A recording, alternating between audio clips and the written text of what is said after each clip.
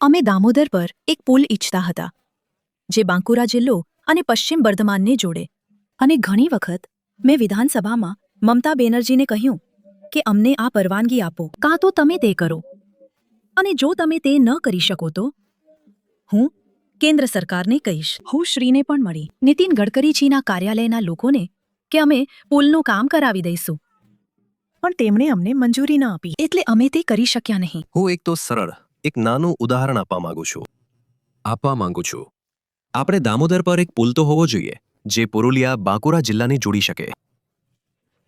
આ ઇસ્કોનું કામ હતું. તેઓ 5 વર્ષમાં કરી શક્યા નહીં. પહેલીવાર એક માળખું પણ બન્યું.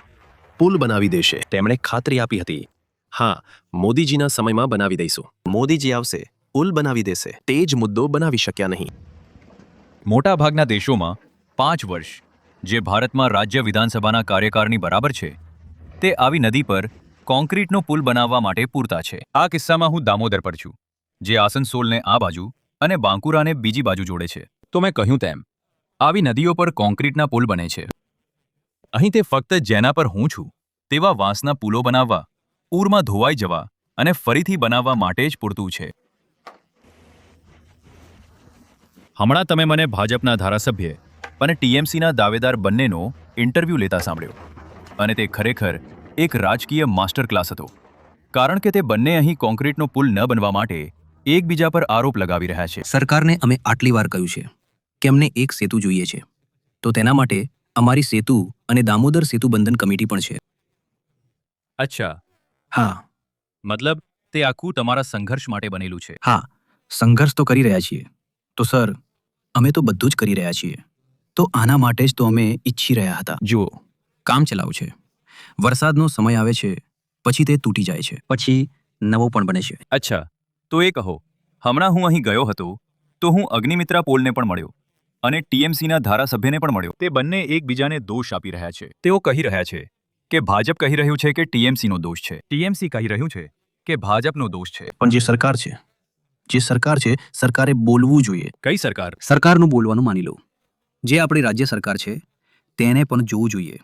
જે કેન્દ્ર સરકાર છે તેને પણ આપવું જોઈએ. અમને તો બંને સરકાર પાસેથી જોઈએ છે. તો જે આપણી નજીક છે તો અમે રાજ્ય સરકારને અમારી વાત કહીશું. જે રાજ્ય સરકારે જોવું જોઈએ કે તેની દેખભાળ માટે કે કંઈક કરવા માટે. જુઓ, હું તો જ્યારે નાનો હતો ત્યારથી સાંભળી રહ્યો છું કે પુલ બનશે પણ હજુ સુધી નથી બની રહ્યો. તમે કેટલા નાના હતા ત્યારથી સાંભળી રહ્યા છો? તો જ્યારે હું કદાચ 4-5 વર્ષનો હોઈશ ત્યારે મારા પપ્પા અહીંથી આવન જાવન બાનપુર ઇસ્કોમાં કામ કરતા હતા. સાયકલ લઈને અહીં આવન જાવન કરતા હતા. અત્યારે તો વિચારો પુલ છે પણ વરસાદમાં જ તો જતો રહેશે. તે સમયે વિચારો આટલી ભરેલી નદીમાં હોડીમાં કેટલું જોખમ હોય છે. આવવા જવું પડે છે પરંતુ મજબૂરીમાં માણસને કામ માટે જવું જ પડે છે. અને જો તમને વાંધો ન હોય તો અત્યારે તમે કેટલા વર્ષના છો? અત્યારે હું 29. તો 4-5 થી તમે સાંભળી રહ્યા છો. 29 ના થઈ ગયા મતલબ 25 વર્ષથી આ જ છે. હા, નવી સરકાર આવતી જતી રહે છે અને બોલે છે કે આ કરીશું પરંતુ હજી સુધી થયું નથી. હવે ઇન્ફ્રાસ્ટ્રક્ચર એ આસનસોલની સમસ્યાઓમાંથી માત્ર એક છે. આ બંગાળનો કોલસા અને ઔદ્યોગિક પટ્ટો છે અને બીજી ગંભીર સમસ્યા અહીંના ભારે ઉદ્યોગોનું બંધ થવું છે. આ સમગ્ર મુદ્દાને સમજવા માટે હું તમને જણાવું કે હું ક્યાં છું. હું બર્નપુર નામની જગ્યાએ છું. દાયકાઓ પહેલા એક સમયે બર્નપુર આ સ્થળની ઔદ્યોગિક સ્થિતિસ્થાપકતાનું પ્રતીક હતું. હવે અહીં ઘણા બધા બંધ પડેલા એકમો છે. ખાસ કરીને આ એક બર્ન સ્ટેન્ડર્ડ કંપની જે ખરેખર તે ઔદ્યોગિક મોરચાનું ઉદાહરણ પૂરું પાડે છે જેને વ્યવસ્થિત રીતે વિખેરી નાખવામાં આવ્યો છે. આ દુર્ઘટનાને સમજવા માટે તમારે સમજવું પડશે કે કંપની શું હતી. આ માત્ર એક ફેક્ટરી નહોતી. બર્ન સ્ટેન્ડર્ડ તે એન્જિનિયરિંગનો એક દિગ્ગજ હતો. આ એ કંપની છે જેણે હાવડા બ્રિજ બનાવવામાં મદદ કરી, દક્ષિણેશ્વર મંદિર માટે લોખંડ પૂરું પાડ્યું અને ઘણી બધી રેલવે વેગનનું ઉત્પાદન પણ કર્યું. હવે તેની હાલત જુઓ, પેલા તાળાને જુઓ.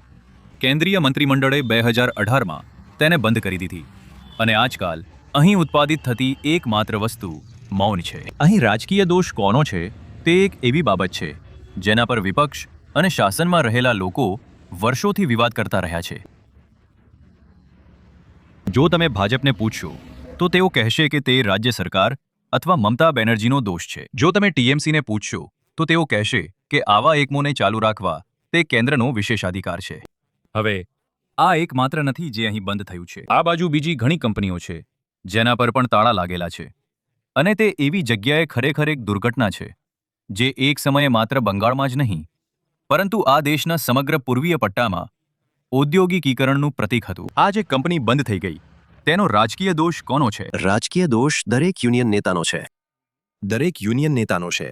કારણ કે જો આ બંધ થયું છે તો એક તો ચાલુ હાલતમાં જે નફાવાળું કારખાનું છે તે જો બંધ થઈ જાય તો યુનિયન સિવાય બીજું કોઈ તેને બંધ કરાવી શકે નહીં. શું પરિસ્થિતિ બની કે તે બંધ થઈ ગયું? કોઈ પરિસ્થિતિ નથી. અહીં બધાને નેતા લોકો દ્વારા પ્રલોભન આપવામાં આવ્યું કે બીઆરએસ આપવાથી આ પૈસા મળશે, આ પૈસા મળશે. અહીં જ કારખાનું બંધ થયું અને જે લોકો ઠેકેદારીમાં કામ કરતા હતા તે લોકો તો સાવ ખતમ થઈ ગયા. ચૂંટણી આવે એટલે તો તમને લોકોને ખબર જ છે કે ઘણા લોકો આવીને ઘણું બધું બોલીને જાય છે. અહીં તો અત્યારે કોઈ પણ પાર્ટી હોય તે ધર્મની જ રાજનીતિ વધારે કરે છે. અંધભક્તો અત્યારે બહુ વધારે છે. ધર્મની જ રાજનીતિ વધારે છે. એક સમય એવો હતો કે જ્યારે આપણી ફેક્ટરી ખૂબ જ ખરાબ પરિસ્થિતિમાં હતી, તો તે સમયે અહીં જે બંગાળની સરકાર હતી, એટલે કે કદાચ મમતા બેનર્જી હતા, તે સમયે તેમનું વલણ સારું હતું. તે સમયે પછી 10 વર્ષ સુધી ખેંચ્યું. તેના પછીથી તો પછી અત્યારે તમને કોની વાત પર વધારે વિશ્વાસ છે? બીજેપી પણ કહે છે કે ઉદ્યોગ સ્થાપીશું, ટીએમસી પણ કહે છે કે ઉદ્યોગ સ્થાપીશું. જે કરે તે અમારા માટે સારું છે, જે કરી દે. પણ તમે બંનેની વાત સાંભળતા હશો તો તમને શું લાગે છે કે કોણ કરી શકે છે? બંને કરે તો અમારા માટે તો કોઈ એકને પસંદ કરવું મુશ્કેલ છે. આ પ્રદેશની વાર્તા કદાચ પાર્ટીના ઘોષણાપત્રોમાં નથી કહેવાતી, પરંતુ અહીં જે રીતે બધું સ્થિર થઈ ગયું છે તેમાં કહેવાય છે. હવે ભાજપ કહેશે કે ટીએમસીના કારણે બંગાળ એક ઔદ્યોગિક કબ્રસ્તાન છે. ટીએમસી કહેશે કે અધૂરા સપનાઓ માટે કેન્દ્ર જ જવાબદાર છે. કદાચ લોકોને એક એવા ભવિષ્યની જરૂર છે જેને આ રીતે કાટ ન લાગે.